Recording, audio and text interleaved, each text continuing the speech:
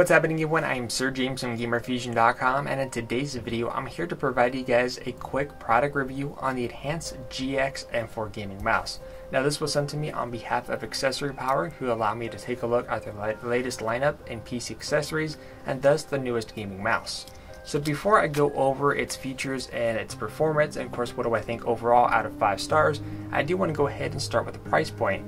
Now PC mouses come in all sorts of different price ranges. Some are really affordable and others can go up to $200.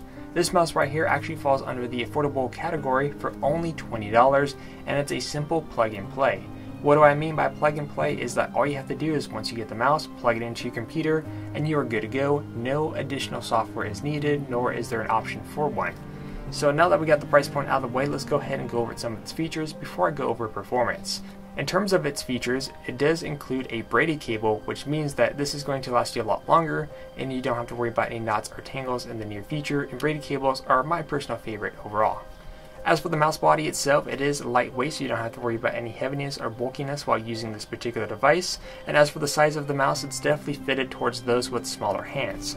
As for the body itself, you do have the rubberized finish on the very top with a chrome design over here on the very front. You do have a rubberized mouse swoop, which is actually one of the better ones that I've felt and used in quite some time. You also have a DPI settings, which will allow you to change it from its lowest DPI settings of 800 all the way to the max, which is 2400. You also have the plasticky finish on the right and left hand side, and you also have 2 additional buttons here for basically web browsing to go forward or back on the pages. And of course, let us not forget the honeycomb design with the LEDs leaking through, which is going to constantly change colors and flow in a continuous cycle over and over again, and that's pretty much about it. Now in terms of performance wise, this mouse actually performed really good. Web browsing is very basic, so there's not really much to discuss there, but we're here to talk about gaming wise, because gaming is the main reason why you're going to be getting this mouse. Unless if you just want something fancier at an affordable price range, then that is totally on you. But for me, I got the chance to put this mouse through its test and of course to change through the DPI settings. The main concern that I had, especially for performance wise, was the high settings, which was at 2400.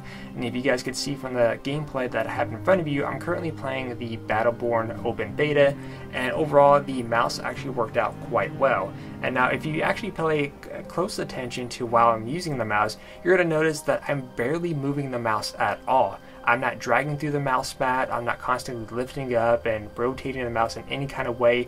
Just at the highest DPI settings of 2400, I was able to react and take care of the targets or whatever the situation may occur at a precise moment without having to drag the mouse at all. But do keep in mind that if you're going to be using the mouse at lower DPI settings from the 2400, of course you're going to have to drag your mouse more often, but that's what makes it great, because having the option to switch between DPI settings depending on your current situation, whether it be sniping, due to the fact that you may need a lower DPI, you have the option to easily switch between that just by pressing that center button below the mouse wheel, and overall I think that's a great feature.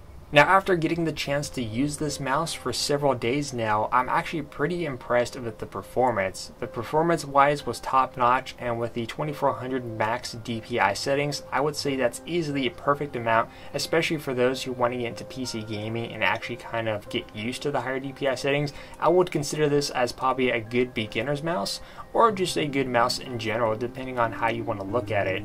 But there's a couple things I do want to go ahead and address. First off, starting with the LED lighting, there is no way absolutely to change the colors to remain one. For me, I would actually love to have this either blue or green, because those were the 2 best looking colors out of the constant changing, but unfortunately that is not the case. It's going to go through a cycle continuously, and that's about it. And the other thing I want to go ahead and address are the buttons on the left hand side. During gaming wise, these actually did nothing at all, due to the fact that I can't reprogram these at all. For web browsing, it works out well because you're able to go forward or back on the page, but for gaming, that's not going to be the case. But overall, like I said, performance wise and the affordability, overall this mouse in particular is actually really good. But in the end, I'm going to go ahead and give this 4.5 out of 5 stars. If you guys have any questions, let me know in the comment section down below. I'll have a link to the Amazon page if you guys are interested in this product. But until then, I am Sir James from Gamerfuzion.com, where we empower your gaming.